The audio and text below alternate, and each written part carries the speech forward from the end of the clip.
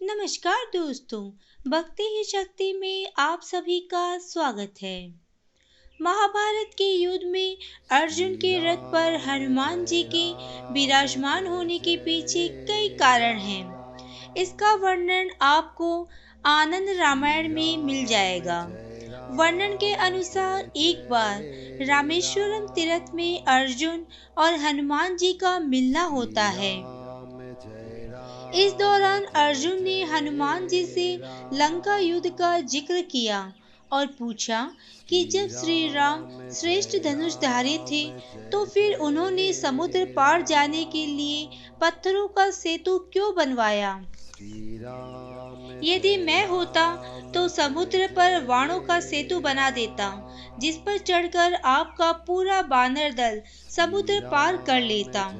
ये सुनकर हनुमान जी ने कहा कि वाणों का सेतु वहां टिक नहीं पाता। वानर दल का जरा सा भी बोझ पड़ते ही सेतु टूट जाता। अर्जुन को ये बहुत बुरा लगा।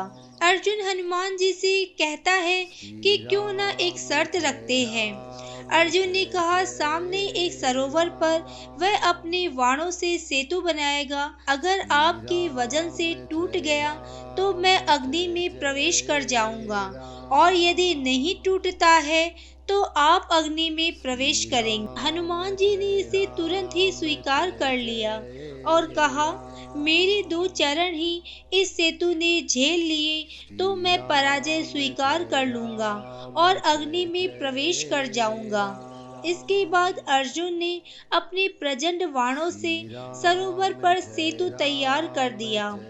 जैसे ही सेतु तैयार हुआ हनुमान जी ने अपना विराट रूप धारण कर लिया और भगवान श्री राम का स्मरण करते हुए उस बाणों के सेतु पर चढ़ गए। पहला पग रखते ही सेतु सारा का सारा डगमगाने लगा। दूसरा पैर रखते ही सेतु चरमराया और तीसरा पैर रखते ही सरोवर से जल में खून ही खून हो गया। हनुमान जी सेतु से नीचे उतर आए और अर्जुन से कहा मैं पराजित हो गया, अग्नि तैयार करो। अग्नि प्रज्वलित हुई। हनुमान जी भी उसमें जाने लगे, लेकिन उसी पल भगवान श्री कृष्ण प्रकट हो गए और उन्होंने उन्हें रोक दिया। भगवान ने कहा, हे हनुमान, आपका तीसरा पग सेतु पर पड़ा। उस समय मैं कछुआ बनकर सेतु के नीचे लेटा हुआ था। आपके पैर रखते ही मेरे कछुआ रूप से रक्त निकल गया। ये सेतु टूट तो पहले ही पग में जाता यदि मैं कछुए रूप में ना होता। ये सुनकर हनुमान जी को बहुत कष्ट हुआ और उन्होंने क्षमा मांगी। मैं तो बड़ा अपराधी निकला। आपकी पीठ पर मैंने पैर रख दिया। मेरा ये अपराध कैसे दूर होगा भगवान। तब श्री कृष्ण ने कहा, ये सब मेरी इच्छा से हुआ है। आप अपने मन में बिल्कुल भी बुरा न माने। ये मेरी इच्छा है कि आप अर्जुन के रथ की ध्वजा पर स्थान ग्रहण करो। इसलिए द्वापर में श्री हनुमान जी महाभारत के युद्ध में अर्जुन के रथ के ऊपर ध्वजा लिए बैठे रहते हैं।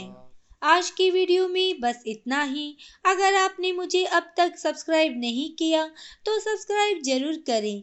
कमेंट और लाइक करना ना भूलें। इसी कामना के साथ कि आप हमेशा खुश रहें, स्वस्थ रहें। नमस्कार।